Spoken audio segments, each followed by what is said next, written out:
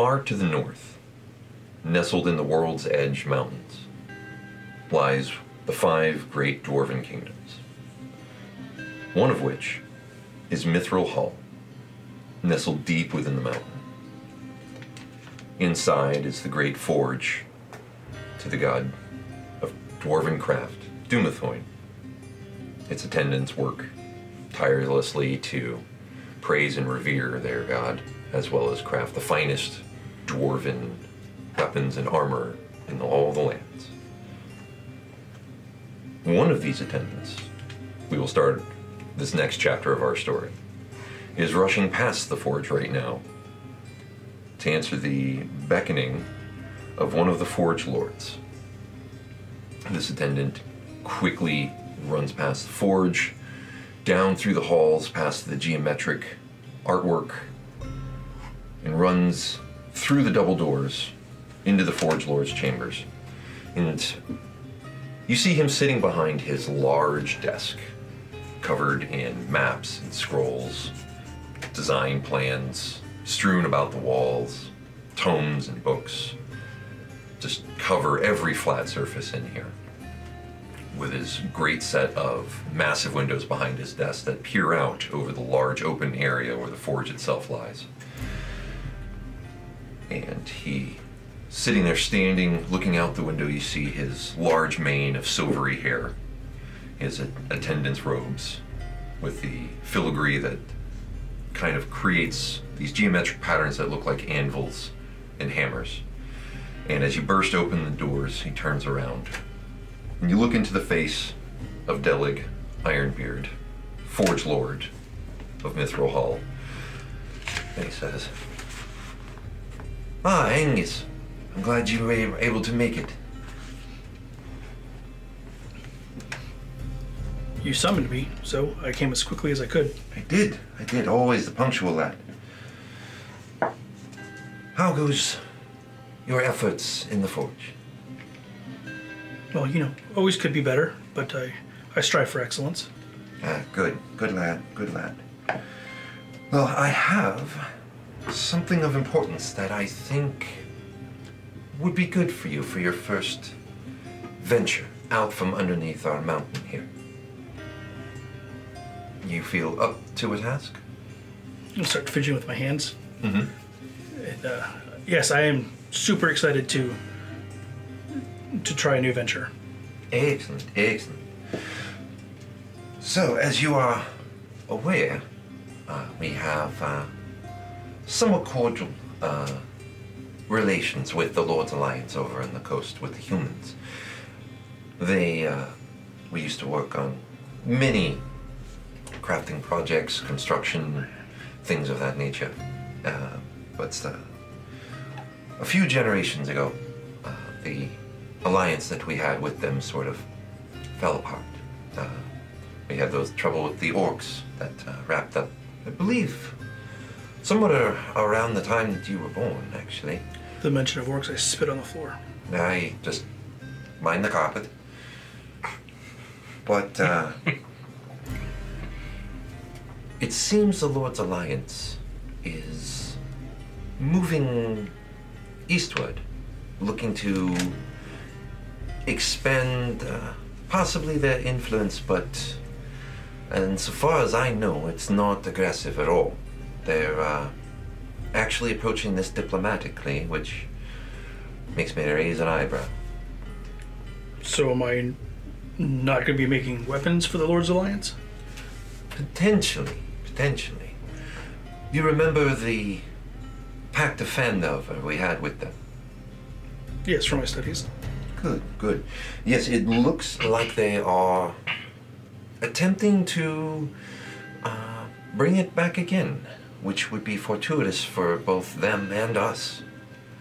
The small village of Phandelver, they are looking to re-establish it. And if so, it possibly means the Forge of Spells has been found. If it has, we need to be a part of this. Absolutely. What I have for you is a diplomatic liaison. I want you to travel to Phandelver and be my eyes and ears and also my representative. Now, we are not there to take control.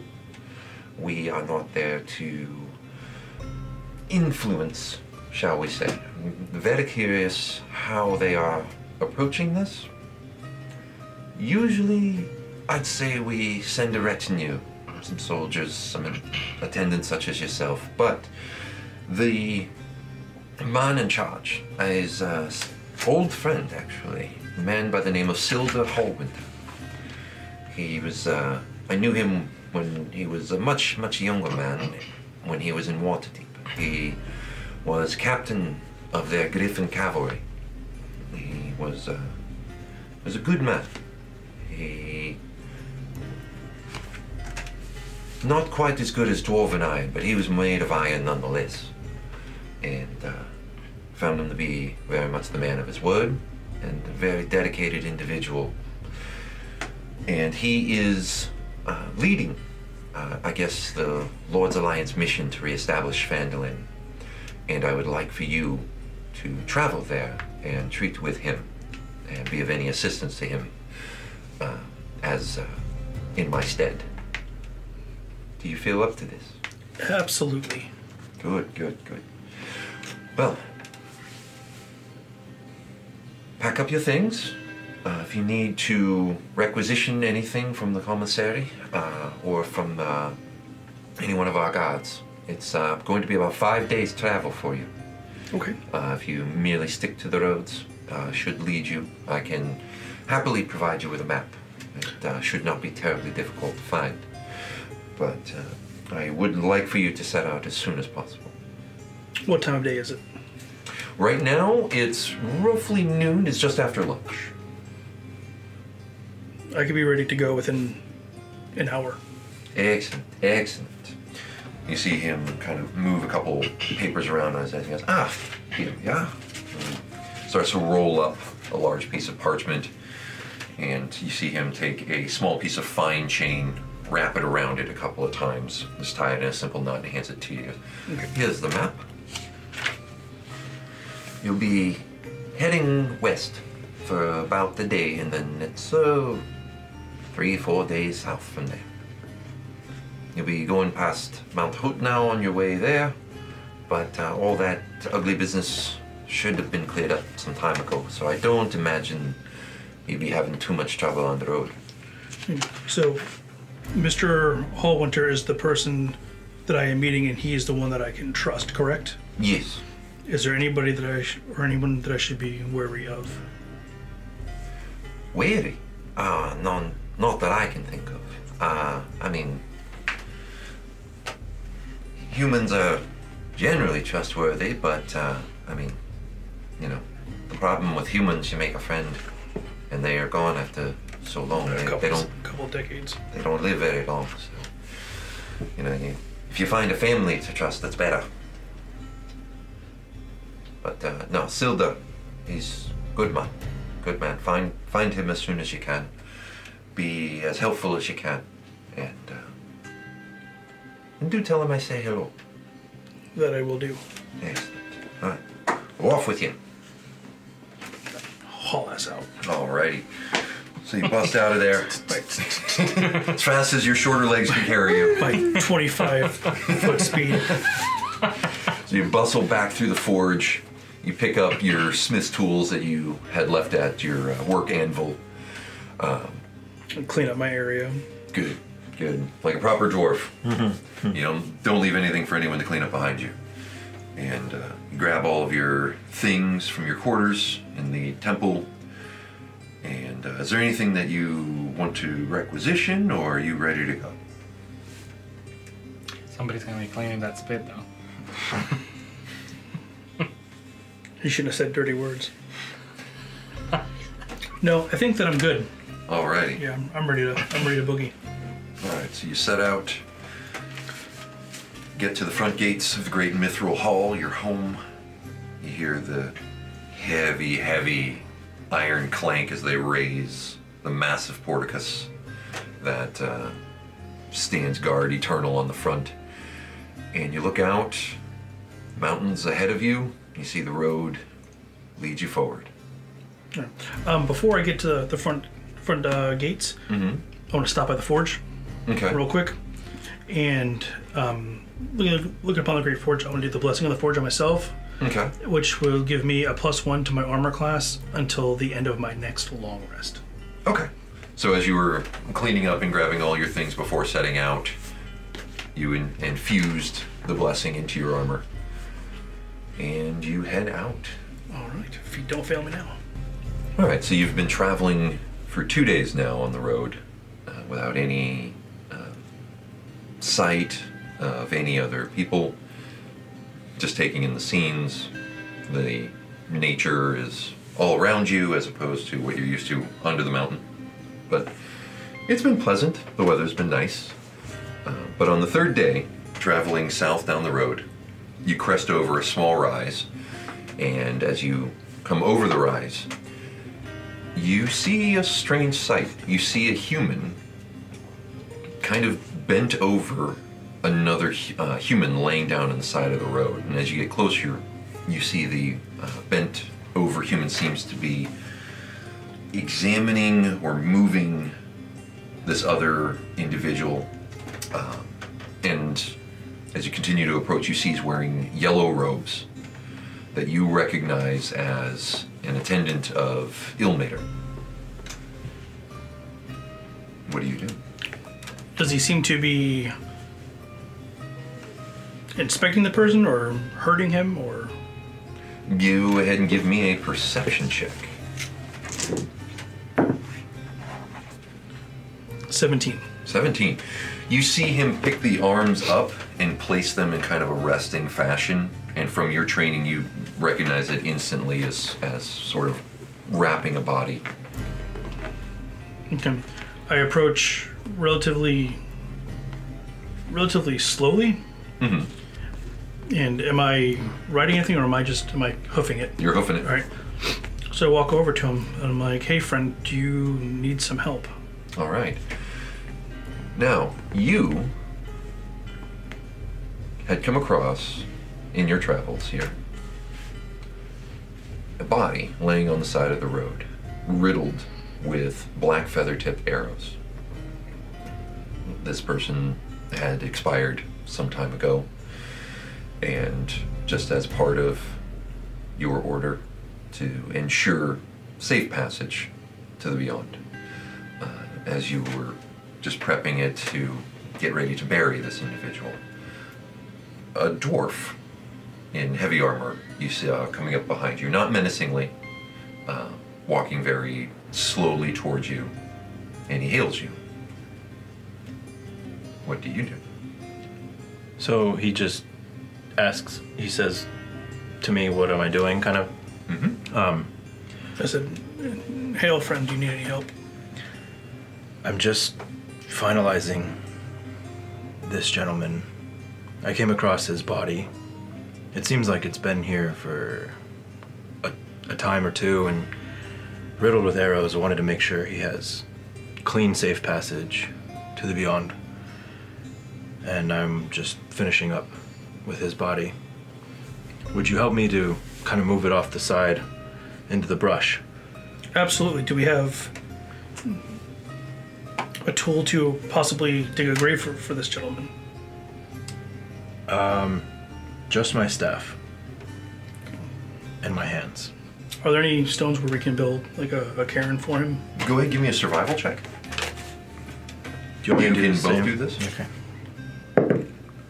Nope. 22. 22. Yes, there's plenty of stony ground here. So between the staff portion of the warhammer that you carry in, this gentleman has a bow staff. You guys are able to kind of pop up enough stones. It takes you about an hour or so between the two of you to dig up enough sizable stones to create a proper burial for this individual. Okay.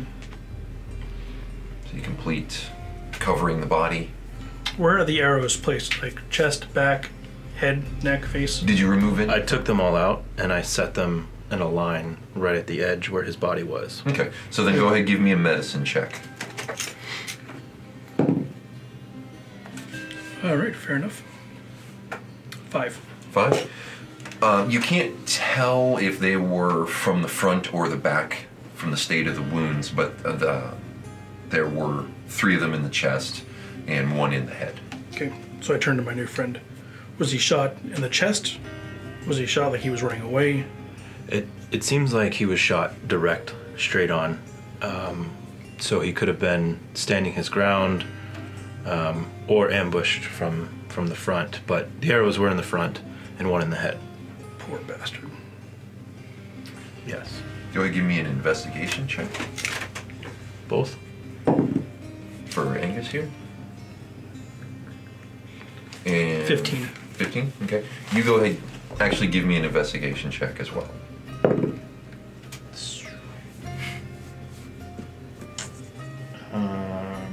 8? 8. You would recognize these arrows as goblin make. Like lovely. Goblins. Yeah. Goblins in the area. I kind of scanned as I approached and didn't see any, but we don't know what still could be out there. I am Meilin, by the way. My name is Angus. Nice to meet you. Nice to make your acquaintance, Angus. And so are we done building the... Yep. At this point, you guys have built a proper grave site for this individual. What's the terrain right now? The terrain where you're at is forested hills, very stony ground. You're in the hinterlands. So a lot of forest around where we are? Okay. Yeah. I think we should keep a open eye out for any other goblins that might be lingering. sound console? I'm gonna go over and put my hand over the grave and say like kind of like a whisper, a prayer to help his passing. Okay. After he's done, he walks back. I noticed what he did, and I tell him I appreciate the extra guidance. It'll be much needed for this gentle soul. All right. So the individual is buried. Last rites for this individual performed. What do you two do? I ask so Angus, where are you headed on this path? Look around. I'm like, oh, looks like I'm still going southbound to a small town called Phandelver. I have a liaison that I am supposed to meet with. I too am heading to Phandelver as well, actually.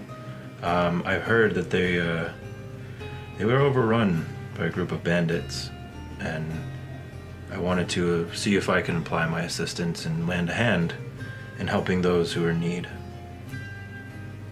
It seems from what I've heard it's quite a small, quaint town, and I wanted to be able to help out with eradicating any ne'er-do-wells and evil folk, preying on them.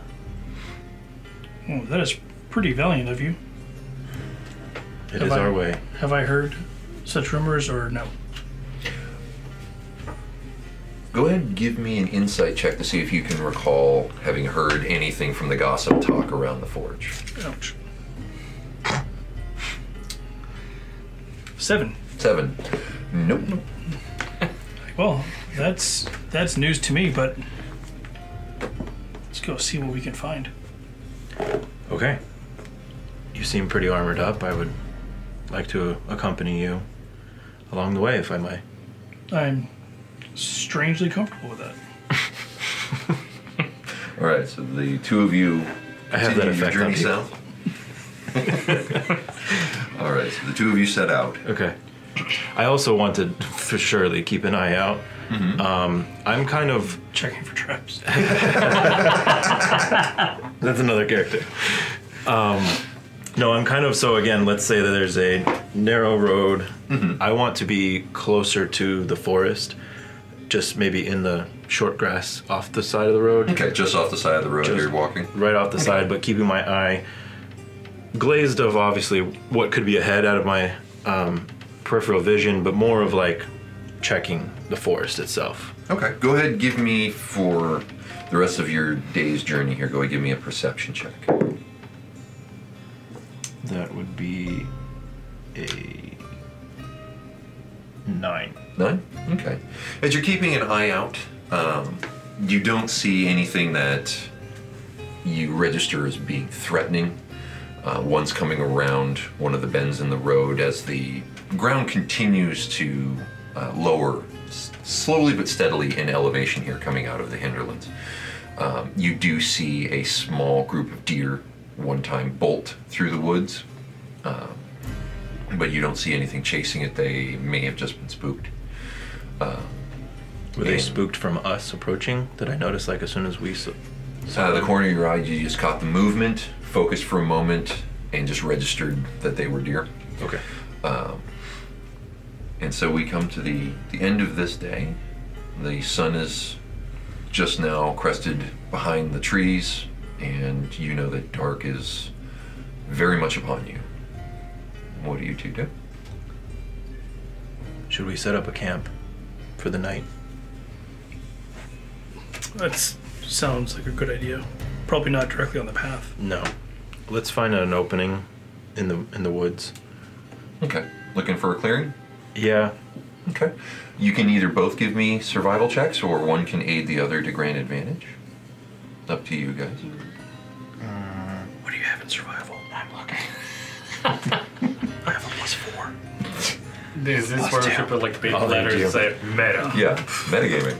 Metagaming. Or actually, we all know it's a game. We all know it's a game. Run with it. Yeah. This is life.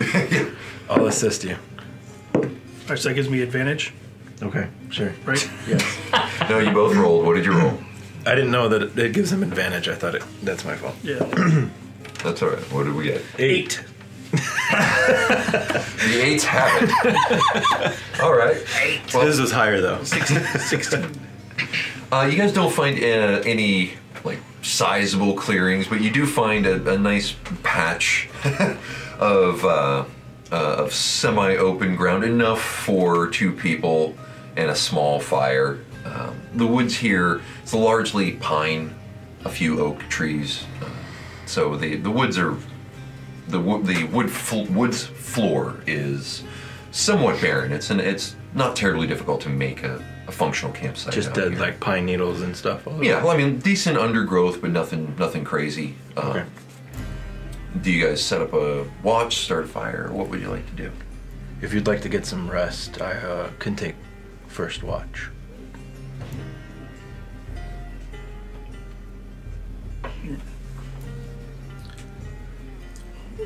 Before I rest, I want to see if I feel like he's on the level. Okay. There's one thing walking with a new companion. There's another for me to go to sleep with a new companion. Go ahead and give me a religion check real quick.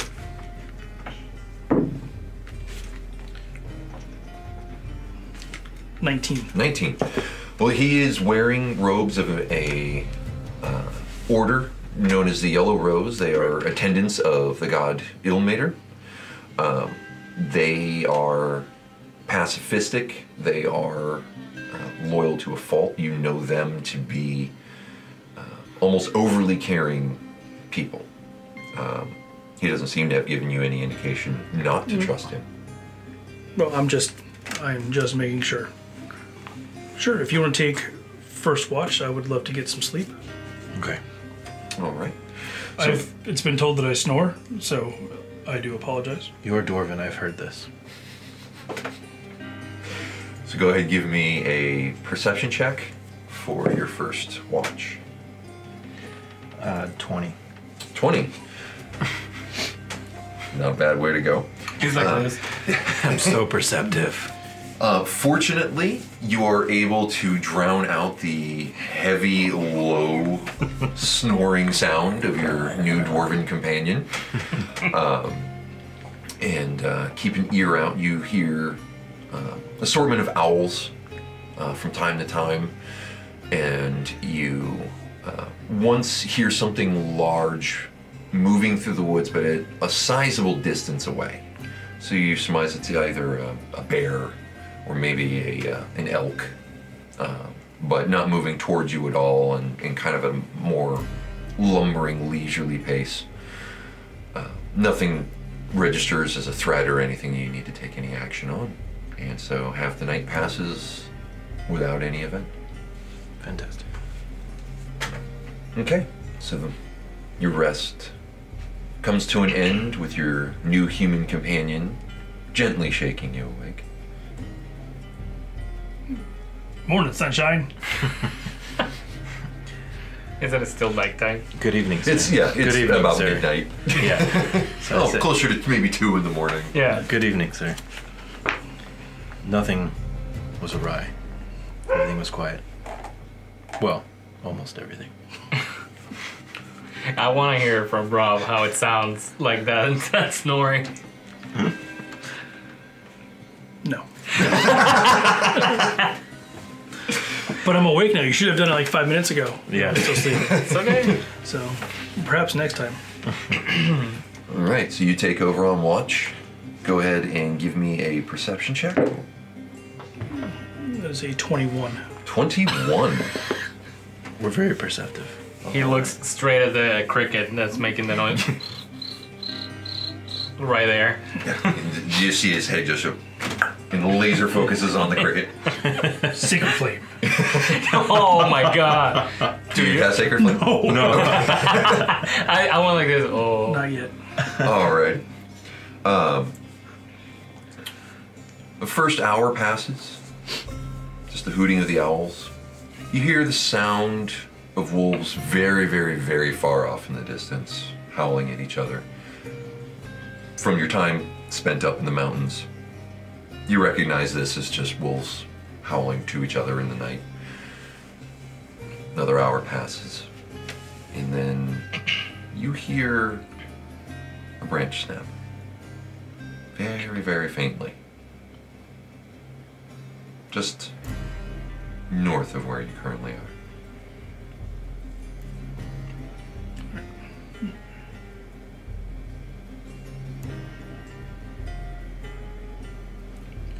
I'm going to go ahead and kind of like roll my shoulders and kind of stretch out a little bit. And I'm going to sit next to my new friend with my back to the north. Okay. And I'm going to kind of tap him with my foot a little bit. Mm-hmm. See if I get his attention.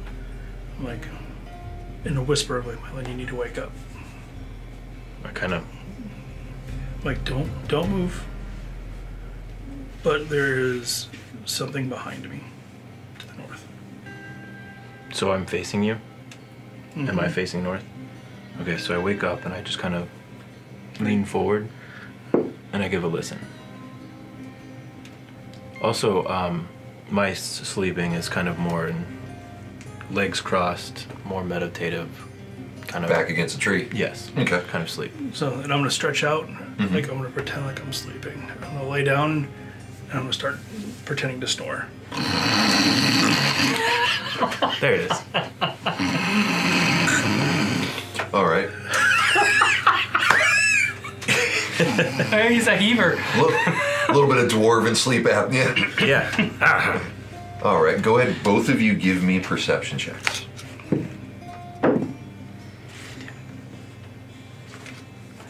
19. 19? Not as much. Okay. 13. All right. Not bad.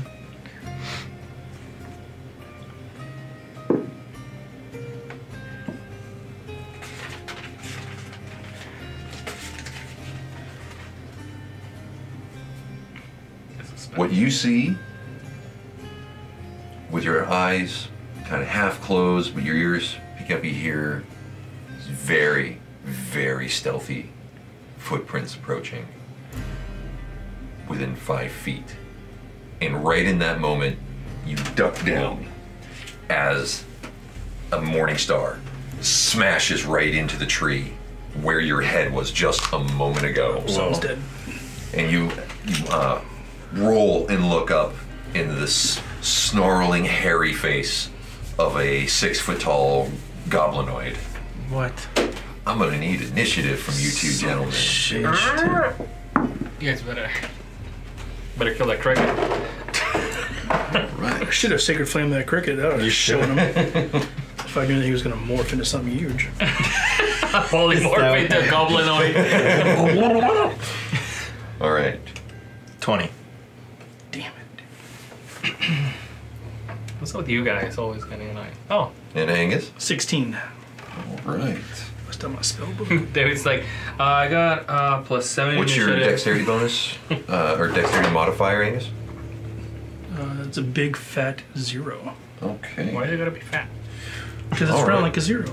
Yeah, but it could be like a skinny 0. It's a dwarven 0. It's a. It's a thick 0. That was racist. It was pretty. Like, you know what? Remember, they're getting rid of all this. Uh-huh. Okay. Don't get rid of the dwarves. We like this. No. Don't get rid of that dwarves. Time to set up a fun little random encounter. Oh. What? Yes. As you roll out of the way of the large bugbear's morning star, you take a quick assessment, and in the dim evening light, that evening, you're in the middle of the night, you see 4 other goblins all moving in on your location. And the first up is Meilin. Okay. So I'm gonna attack this guy then. All right. Over here. And take a swing at him. All right. Coming at him with My bow staff. bow staff. All right. Ooh. Jesus. 8. 8. You come up, swing the bow staff, and it just rips the Morningstar out of the trunk and just bats your staff out of the way, snarling at you. So as a bonus action, I'm going to attempt at a high kick at his face. All right. Crap. 14. 14. Comes close, and just with his elbow, just put as your leg extends, he shoves the leg just out of the way. I'm still tired. I'm not fully awake yet. Bugbear's like, I'm sorry. I didn't mean to wake you. The smell from my feet real moving. This goblin back here will draw a short bow and aim at the dwarf. Okay. And that is an 11 to hit. That is a miss. It tinks right off the shield. And so the bugbear is going to put both hands on the Morningstar and try to bring it down on this monk trying to take swings at him. And that is a 10. No. All right. You roll just out of the way. He slightly modified that.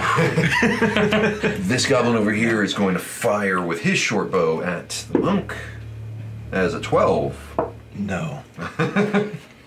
Does he hit this He giant does monster not. in front of me? He hits neither. Oh, dang. Shot goes wide, and we are 2. Angus. All right, as I see that this guy's the biggest threat, that's who I'm going to go for. Okay. So if I go, you know what? I'll go here. Alrighty. And then I'm going to bash his face in. Okay, let's see it. A 19 hit. 19 will hit. Nice. Let's see the damage. Break him. So that is 11 damage. 11 damage. Very nice. Come up with the warhammer and just bash him right in the chest. You hear something snap and he snarls furiously at you. All right, so as a bonus action, I'm going to bring up Searing Smite for my next attack.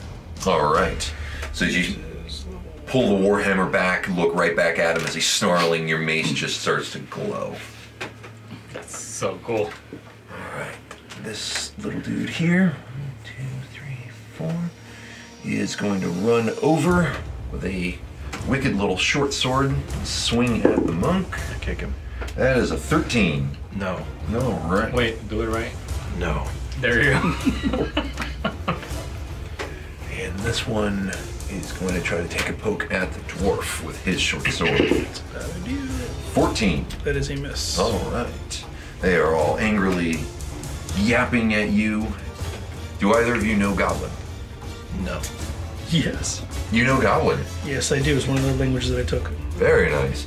You hear the goblins just cursing left and right, and you hear the bugbear snarl under his breath.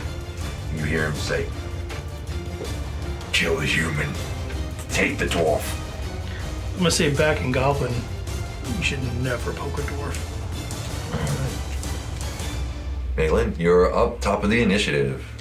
Alright, so I'm going to attack the big giant bugbear looking guy. Alright. Now, if I use one of my key points, do I have to wait until I hit first and then utilize it?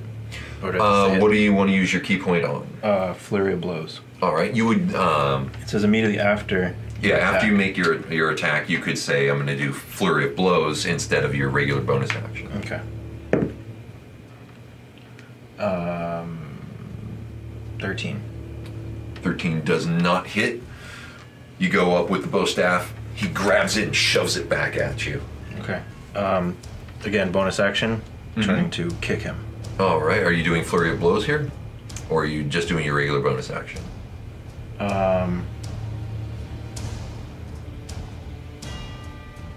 Yeah, I'll do Flurry of Blows. Okay. So you get 2 unarmed strikes at the cost of 1 key point. So you come in with a kick for the first one. Let's see the attack roll. Yeah, 20. Modified? Yes, modified 20. That will hit. Let's see the damage. Alright, so unarmed is a 1d4 plus 3. That's a 1 to 6. Oh, that's right. Here. 5 damage. 5 damage as you connect on the side of his head, and then make your second attack. Now, because I'm doing Flurry of Blows, I want to try to knock him back. Ah, alrighty. With the open hand technique? Yes, with the open hand technique, I want to kind of use my fist and palm his chest and knock him backwards. The Flurry of Blows should get 2 attacks. Yeah, are you doing it on this kick, or you want to do... This kick. On this kick? I would say, so with the kick, you're trying to drop him prone? Yeah. Alrighty. With this kick. So the first one was just damage. Okay. And then this one is to do damage and knock him down prone. Well, I'll let you say that this first one could try to do that if you want. Okay. So then, yeah, I wanted to attempt at knocking him prone. Okay. So he has to make an athletics check, or... It's a dex. Oh, he has to make a dex saving throw. Saving throw. Okay. Against a 12. Against a 12, he rolls a 19. So doesn't do You it. snap his head to the side, and he just snarls again at you. But for your second attack, let's see if you hit. Oh. Natural 20. I mean, modified 20. Modify 20, yep. And then damage. 3. Plus 3 is 6. Another 6 damage. You come up with the kick and then hook the lower leg back to snap his head the other direction. That's so cool. And you try to knock him prone again with that. Yes. Okay. Another dexterity saving throw. That is a 9. Ooh. Nope. He is knocked prone as you hook him around with the force of the impact, catching him on the neck and pulling him down with your leg. He drops right in front of you. Sweet. Okay. Now, You just watch this guy get just slammed down on my foot right in front of this dude is going to shoot at the dwarf. you. He has half cover behind the goblin. Because we're the same height. That is a 21 to hit. Yeah, maybe. that makes contact. All right. A little. That is 8 damage. At least it wasn't crit. Yeah. Yeah, his first 2 attacks weren't 2 crits. Yeah. I don't think that I like being hit. Yeah, that doesn't And sound so fun. then for his movement, he is going to move back here, and you see him try to scrunch up against the tree trunk over there, looking like he's trying to maybe hide from you guys. Oh, yeah, sure. Okay. So then we are to the bugbear, He's taking a nap. who is angry. He's going to spend half of his movement to stand. And you see him with his left hand just punch into the dirt, haul himself up.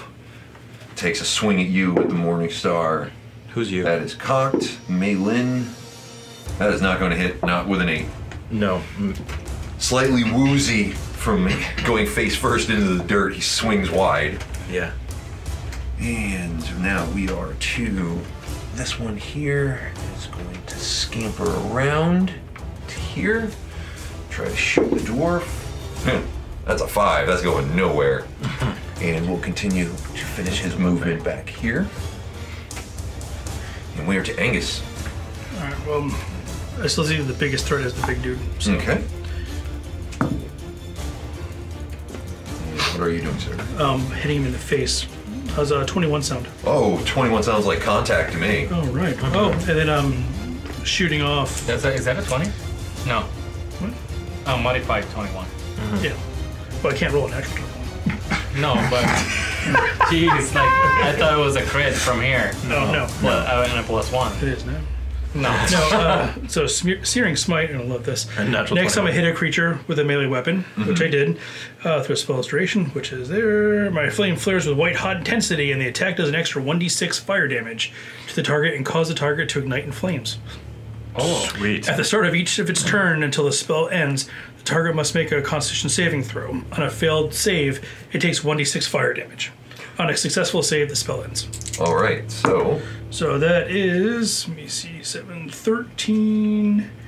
That is 18 damage. 18 damage. He's on fire. He's on fire.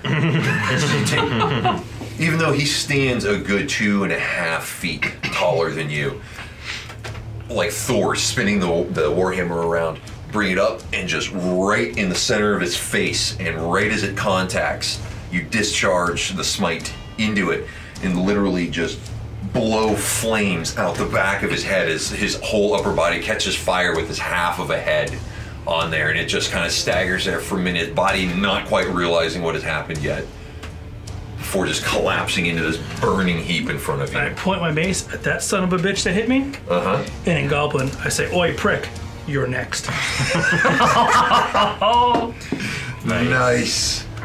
Very nice. Touch me, will you? Yeah. Oh, I have movement, don't damn it. Well, I mean, you do. you kinda, yeah. You do have movement. You have some movement. If you wanted to. You have abilities. Walking. The ability to walk. To walk. You have the You ability. know what? I'm going to charge him. I don't care about the attack of opportunity. Okay. 5, 10, 15, 20. Oh, remember me, bitch? Oh my god. I'll take the attack of opportunity. Okay.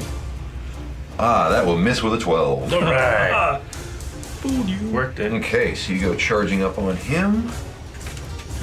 And it is now this little dude's turn. You see, he is not going to be brave. He is going to try to take off running. Do I get attack of You do opportunity? get an attack of opportunity as you see him start heading in this direction. Natural 20. Natural 20. How's a crit? All right, so let's see the damage. It's 2d8 plus your dex. Alright, so There you go, sir. thank you. I feel useless. You had 2 whole sessions yourself. I know. Plus dex? Yes, sir. Okay, so 13. 13. Poor guy. Poor guy, my ass. As you hear the goblin go, and just start booking the other direction, spinning the staff, you come around and just crack him right on the head. You expected to try to knock him off his feet, but it makes contact right in the temple, and his neck and head shift the wrong way. And it just kind of, like, the body just lays on the ground flopping. Fish out of water. He's like, oops. This one is going to try to do the exact same thing and get the hell out of here. It's going to double move, which puts him to here. All right, and we are... Meilin, you are up.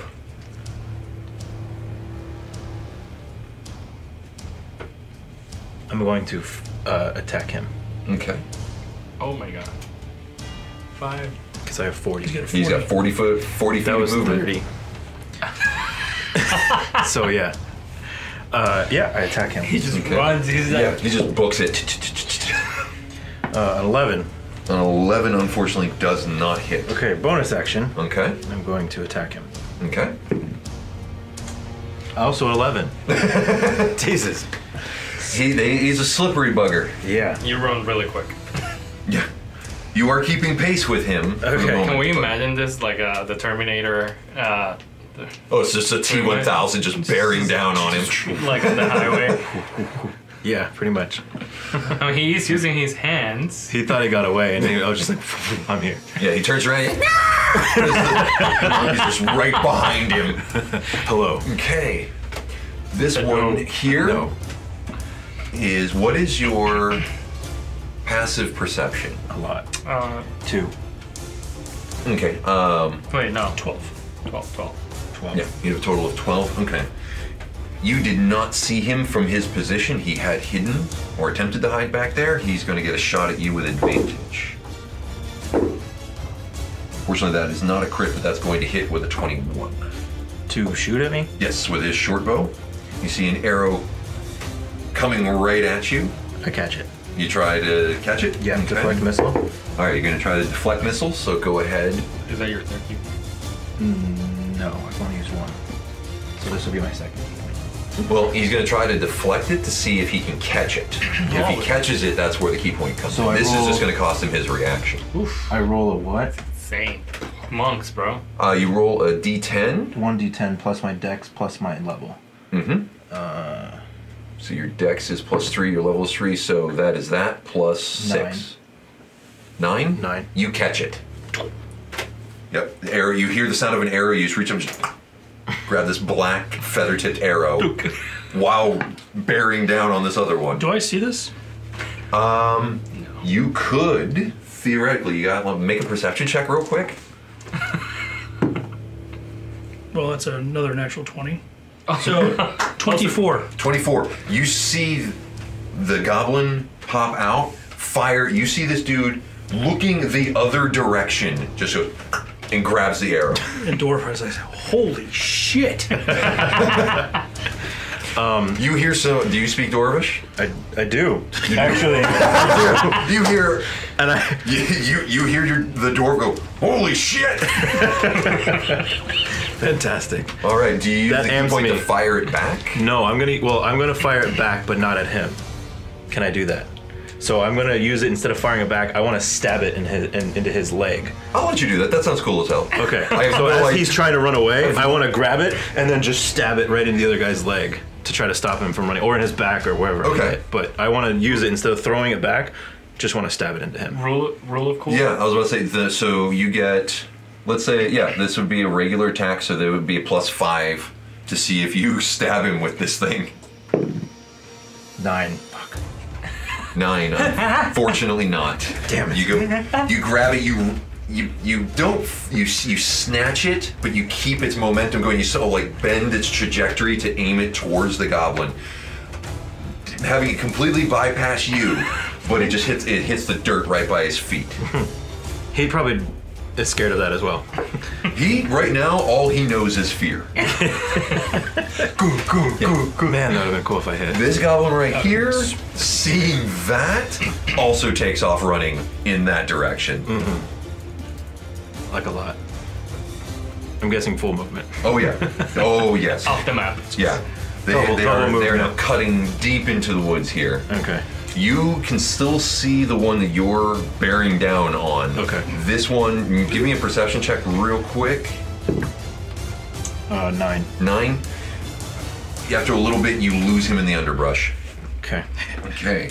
We are two. Whatever. No, I don't lose him. Yeah, these two can't are see hot. him. He's hot on his tail, on his heels. This one right here is going to drop the short bow. He's going to pull the short sword. And I doubt a 13 will make it. No. All right. copyrighted. He is now going to take the disengage action and start running. So he gets to about, let's say there, because I'm out of table space at this point. But he's now 30 feet from you. Alright. All right, Angus, you're up. Then I'm gonna Sacred Flame his ass. Okay, that I believe is a wisdom saving throw. Target must succeed on a dexterity saving throw. Dexterity saving throw. All right. That is a 16. Okay, well then he makes it. All right. Okay. Wiry little buggers they are. Okay. I can Do you have a bonus action? I'm double checking. And know, healing word. You're gonna use it as a bonus action. Yeah. No, let him go. You're gonna heal that goblin. Heal him to death. No, because I want a big piece of that son of a bitch. I'm going to give chase. All right. You know what? No, I'm not. Throw your mace at him. Thor style.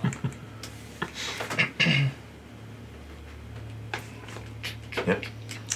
No, I'm gonna let him go. You let him go? Yeah, All right. he's not worth it. I feel like we need a knife on the table because you can cut the tension. Oh. No, I already used my action. Oh. Throw a hand axe at him. No. All right. So we are now in a chase between the two of you, but your movement speed is faster than his. He is just going to double move for his turn. Attack of opportunity.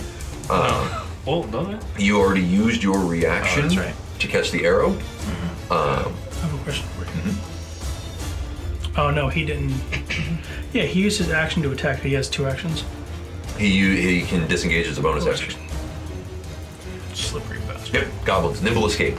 Gotta love it. I love them too. That's why I keep pulling them in. That's why I keep playing him. Fair. So if you were to take Step of the Wind, you could keep up with him. Which lets you to take the dash action as a Right. bonus action. Right, using my last key point. You're about to go to sleep. You're fine. That's if you want to keep up with this guy. He's just booking it. He's not even looking behind. Nothing. Yeah, let's do it. Okay, so you spend your last key point to keep up with him. Yeah, why not? So you attack. Yeah, All right, let's see it. 15. A 15 is exactly what you need to hit. Yes. Let's see the Insane. damage.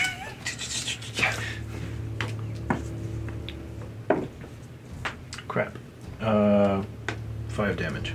5 damage. Wait. Is it a 1d4? No, it's a 1d8. Oh, you're attacking with the bow? Yeah, bow staff. It was actually how many hit points he has. Oh. To steal the line, how do you want to do this? Because this has been awesome. So I want to. You said it's kind of rocky terrain. Yep, there are sizable rocks all over the ground here. Okay. So since I use dash and I'm much faster than him, I run past him Okay. and I use my bow staff to just crack underneath his knees, and he just falls and smashes his head on a rock. So And he's out. You dart. You're keeping pace with him. He's constantly like looking back, seeing you, but keeping ahead. And right when his head starts to turn to the right to kind of get an eye on you, you immediately cut left, darting behind a couple of trees. Just wind incarnate at this point. You get ahead of him, come around, and just take him right at the knees as he comes around. He doesn't even see. All of a sudden, his knees are just out.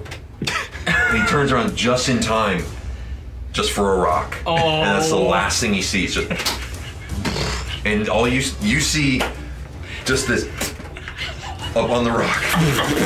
It's like a mosquito. Yeah, he is bug on a windshield. Perfect. Okay. Exactly as planned. All right.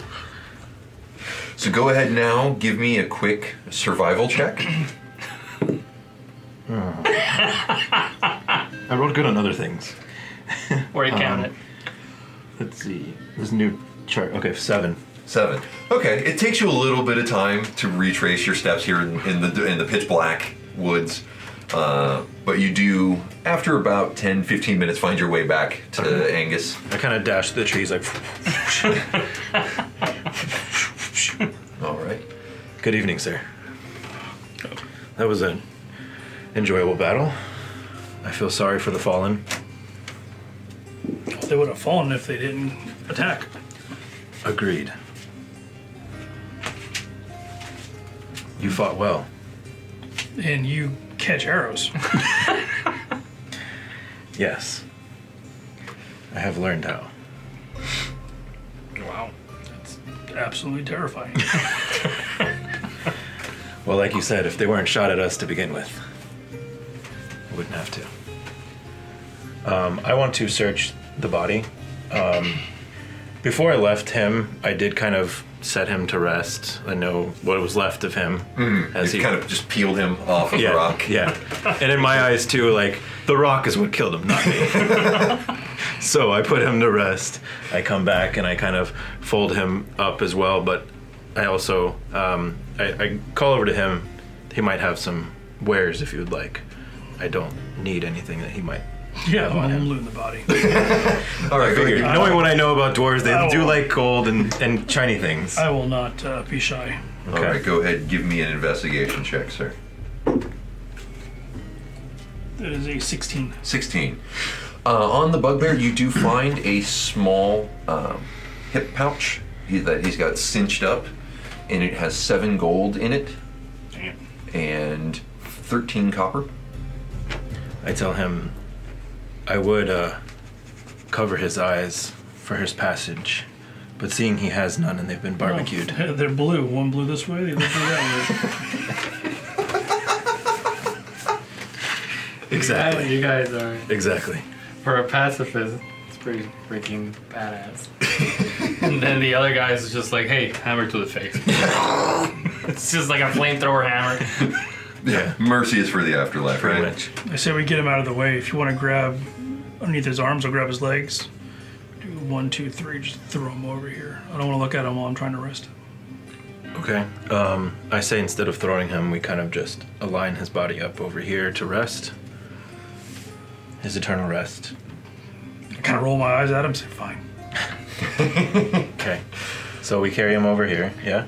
Then I drop him. You just unceremoniously You see deposit the body. Like I'm holding this and you just see just the feet just slam on the ground. And I say, okay. I want to place his morning star just like him holding it Okay. on his chest. So you set them to rights, regardless of your previous interaction with them. I'm going to take this guy and I'm going to toss him. As you're gathering more rocks to properly bury the bugbear, you just see Angus just with the goblin and just chucks him into the woods. And you just a deep sigh. You find center. I come back over here and I start eating some beef jerky. All right. And the rest of your evening goes uneventfully. Yeah, I say we should take a rest now. An actual uninterrupted rest. So it's been a week since the events under Tresender Manor. You've been tending your wounds, mentally grappling with the loss of your brother, angry at losing him, but with that faint sliver of hope knowing possibly he's still alive out there. But in fueling your drive, you realize without your governing faith in Timora any longer, that you needed help. And you recall watching Grenton practice his sword work. And in keeping with the memory of your brother and the times that you spent together, you focused your free time while resting and recuperating into practice. Sildur, having fully recovered from the goblin kidnapping and also the horror that you all experienced under the manor, has sort of taken you under his wing.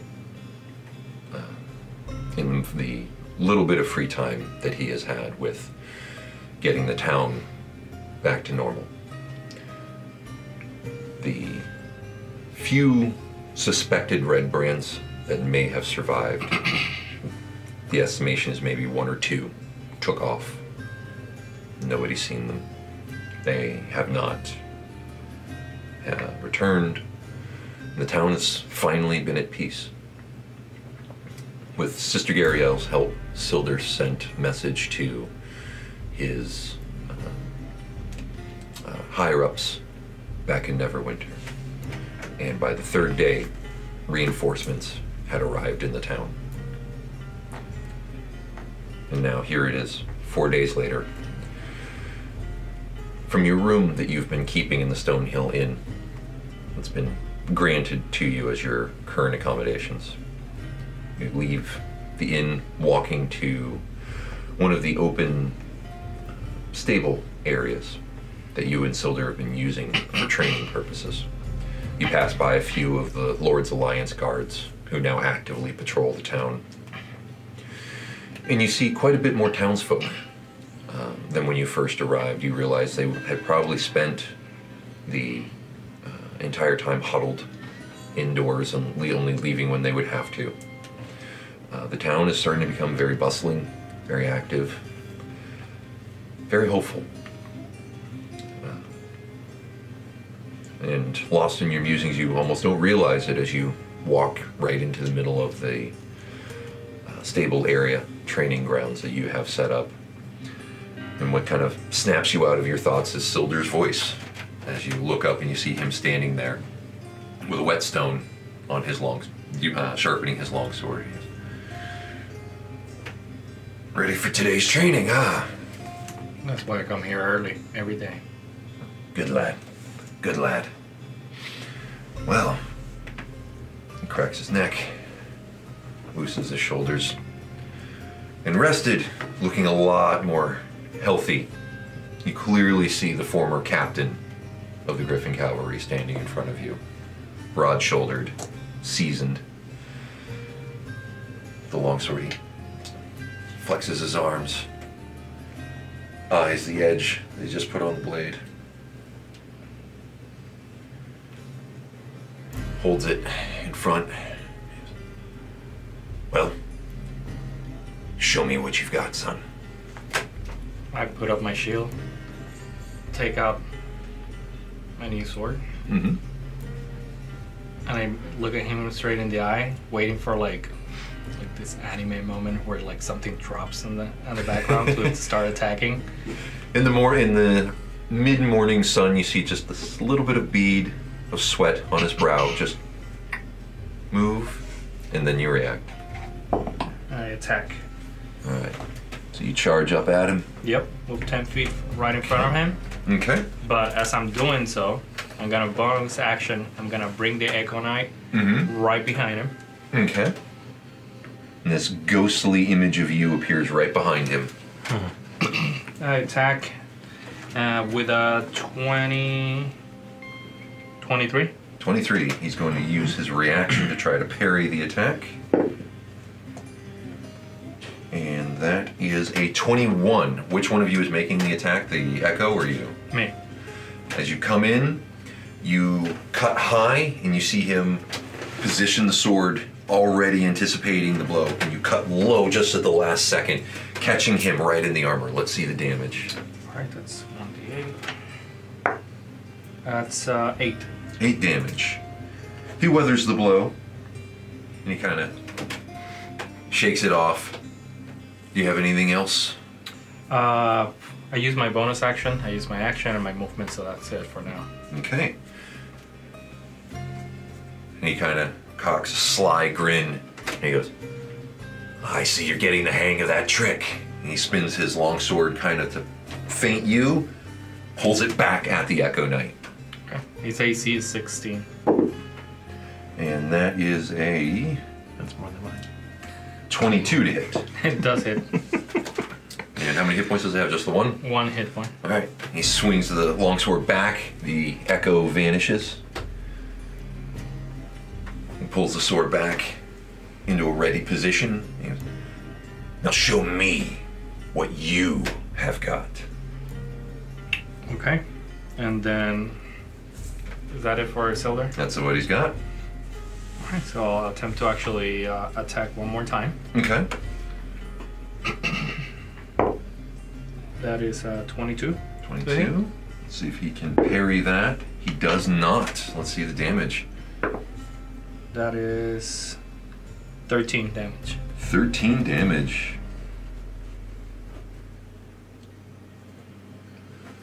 You come around and gash his armor right across the front. Not deep enough to cut, because there's a layer of padding in between both of your armors. But you cut into the padding a little bit, and he pushes you back a little bit with the hill. He goes, enough! He slides the long sword into his shoulder scabbard. Excellent. Excellent work, son. I couldn't be more proud of you. It can't be done. It's too early. Unfortunately, I'm gonna have to get this stitched up. I put my sword back in the scabbard. Put my shield in the back. Let me know when you want to keep training. I believe we actually might have a little bit more work to do, but it's up to you. I actually want to head to the gate. The front gates? The front gates. Okay. And as you start walking by, he gives you a pat on the shoulder. He goes, I have more duties to attend to, but I should have this taken care of same time tomorrow. I'll see you here. All right. You two start to head in separate directions. You see him start heading back towards the town master's hall as you find your way to the main street, heading towards the front gates of the town. You look over, and you see them putting a new door on the town master's hall where Silder's taken up residence. Earlier in the week, when you guys rested and started to properly survey the town, you found the body of Harbin, the lackadaisical mayor that they previously elected. Apparently the Red Brands had murdered him and shoved him in an upstairs wardrobe, and they've been keeping the windows open in the building just to try to get the smell out. Try as Sister Gariel might to purge it. You walk past Barathon's, look through the windows, and you see Elmer Barathon's in there. The two assistants that he has, he's kind of directing them towards items on the shelves as they're restocking. They've been apparently resupplied. The shelves are overflowing with goods. As you keep walking past, you see Linen discussing probably business over. You see her with a heavy crossbow in her hand, and a gnomish gentleman in kind of traveling clothes is talking with her, kind of pointing at it, and she's sort of pointing out pieces of it. You see her through the window as you walk past. You look up, or she looks up, she sees you, she gives you a nod and a little smile. I want to nod back. She goes back to business, and you see her start counting out on a hand. Clearly they've reached some sort of a financial arrangement for the crossbow. And just past Linen's is the front gates. I want to take the 4 red sachets that I had with me, that are still blood soaked from whoever they belong to. I want to hang them right on the arc of the gate itself, like as a warning for other people that attempt to do the same thing. So you get to the 2 flagstone columns that had been the gate. There is now a brand new wooden truss over the top of it that has painted on it the town name of Phandelver. You just take a few moments, tie them up, and lace them up there. And I look up and I just want to I want to talk to myself, saying, I'll get you back, Grenton. And then I just start heading back into... You say that out loud? Yep. You hear a voice from behind you saying, I know you will. You turn around and you see Sister Gariel standing there, hands folded behind her back. She's just been watching you do this the whole time. Thinking about this, and since we saw Grenton's hand in the glass that I've had, could I have asked Sister Gladiator, Sister to actually maintain its integrity, not decompose? She has been keeping it. She's been trying gentle repose on it. It seems to be holding. The spell lasts a week, but since it's not a full body, neither of you have been entirely sure how long it'll hold. But so far, so good.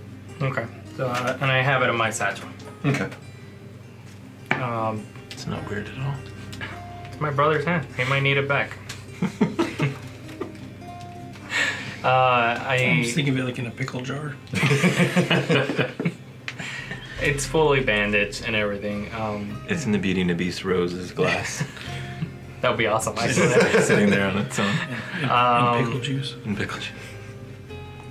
During this time of the week, was there any information I could have gathered as to like what my next step would be, like Cragma Castle or something like that?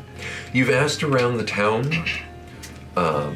None of the new travelers or any of the newly arrived guardsmen have any idea about a location known as Cragmaw Castle. Sister Gariel has been sending messages, trying to get any sort of response to any of the people that she might know. And as you're climbing back down off the truss after hanging out, she goes, I do have a possible avenue of information. It will be dangerous, but I don't think that would be a problem for you.